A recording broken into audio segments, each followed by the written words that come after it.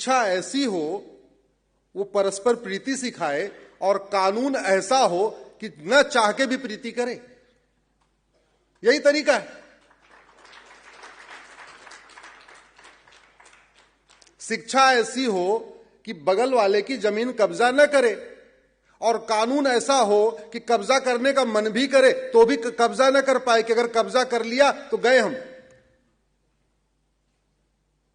शिक्षा ऐसी हो कि मां बहन को देख के उसके अंदर नारी तू नारायणी का भाव आए, यत्र नारस्ति पूज्यते रमनते तत्र देवता का भाव आए।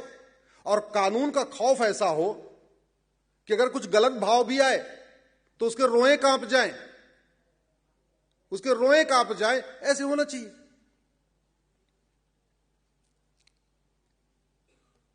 इस भारत के संविधान का गुरुदेव उद्देश्य इसके प्रियम्बल में लिखा हुआ है, equality, justice, liberty, fraternity, unity, national integration.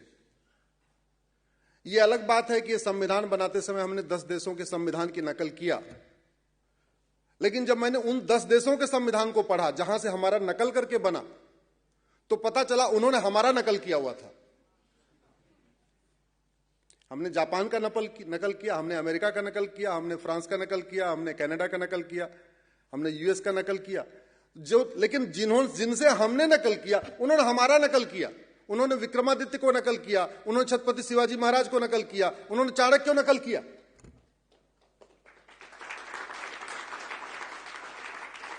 और ये जो equality, justice, liberty, fraternity, unity, national integration है ना, इसको अगर एक शब्द में कह दिया जाए तो संविधान का लक्ष्य है राम राज्य की स्थापना।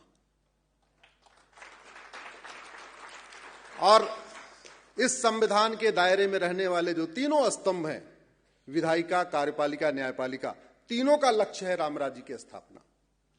और इस राम राज्य को मैं अपने अगर 4 वाक्य में कहूं तो मेरे साथ जोर से बोलिए, धर्म की, अधर्म का, प्राणियों में विश्व का। तो विधायिका का कार्य भी है धर्म की जय हो, अधर्म का नाश हो, प्राणियों में सद्भावना हो, विश्व का कल्याण हो। कार्यपालिका का भी कार्य है धर्म की जय हो, धर्म का नाश हो, प्राणियों में सद्भावना हो। और न्यायपालिका का भी है, कार्यपालिका का भी है, विधायिका का भी है, और खबर पालिका जो लोकतंत्र का चौथा स्तंभ है, मीडिया, इसका भी यही कार्य है। अब सवाल यह है कि धर्म की जय होगी कैसे? पहले धर्म और अधर्म तो पता हो। अधर्म का नाश कैसे होगा? यह लोकतंत्र है, यहां लाठी डंडे से अधर्म का नाश तो नहीं होगा, वो समय चला गया। अधर्म का नाश कोर्ट के जरिए होगा, पुलिस के जरिए होगा, प्रशासन के जरिए होगा। अगर इन चारों में आप देखें, धर्म की जय, अधर्म का नाश, प्राणियों में सद्भावना, मेरा व्यक्तिगत अनुभव यह कहता है कि इन चारों में जो सबसे इंपॉर्टेंट है वो अधर्म का नाश है। वैसे चारों इंपॉर्टेंट है। धर्म की जय करने से अधर्म का नाश नहीं होगा, लेकिन अधर्म का नाश करने से धर्म की जय जरूर होगी। धर्म की जय करने से प्राणियों में सद्भावना होगी, लेकिन गारंटी नहीं है। लेकिन धर्म की जय करने के साथ अधर्म का नाश किया तो प्राणियों में सद्भावना होगी, गारंटी है। और लोकतांत्रिक व्यवस्था में अधर्म का नाश करना ये समाज का कार्य नहीं है। हमें पता है कि ये व्यक्ति बलात्कारी है, क्या मैं उसका मर्डर कर सकता हूं? क्या, जोर से बोलिए, नहीं। तो शासन, समाज, इसमें गुरुदेव समाज धर्म की जय तो कर सकता है, लेकिन समाज अधर्म का नाश नहीं कर सकता। मुझे पता ये घुसपैठिया है, मैं उसको लाठी से नहीं पीट सकता। मुझे पता ये चोर है, मैं लाठी से नहीं पीट सकता। मुझे पता है ये अत्याचारी है, मैं लाठी से नहीं पीट सकता। मैं मैक्सिमम क्या कर सकता हूं? 112 नंबर डायल कर सकता हूं, पुलिस को बुला सकता हूं, अपनी गवाही दे सकता हूं, इतना ही कर सकता हूं। तो अधर्म का नाश नहीं हो रहा है तो उसका मूल कारण है कि भारत की न्यायिक व्यवस्था गड़बड़ है, भारत की पुलिस व्यवस्था गड़बड़ है।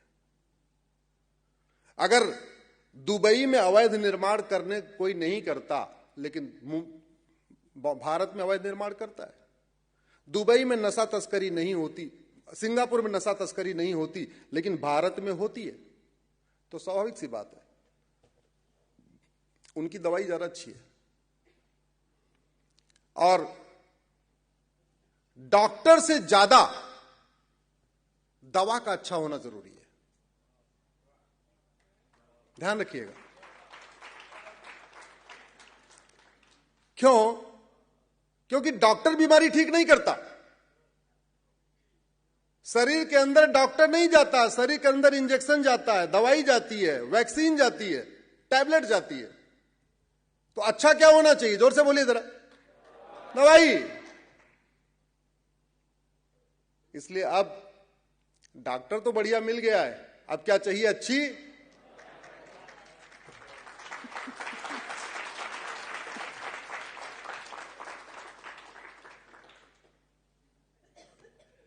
एक मेरी लेटेस्ट पीआईएल है गुरुदेव धर्म और रिलीजन के ऊपर।